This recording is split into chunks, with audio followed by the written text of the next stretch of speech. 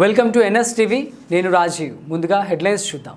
మహేశ్వరం నియోజకవర్గం Balapur mandal Meerpet municipal corporation పరిధిలోని జిల్లాలగూడ గ్రామంలో ఈ నెల 4వ తేదీన రిపోర్టర్ శ్రీరాముల మహేష్ తండ్రి అయిన శ్రీరాముల సోమయ్య మరణ వార్తను తెలుసుకుని వారి స్వగృహంనకు మాజీ మంత్రివర్యులు స్థానిక ఎమ్మెల్యే పటోళ్ల సబితా ఇంద్రారెడ్డి విచ్చేసి తన సంతాపాన్ని తెలియజేశారు.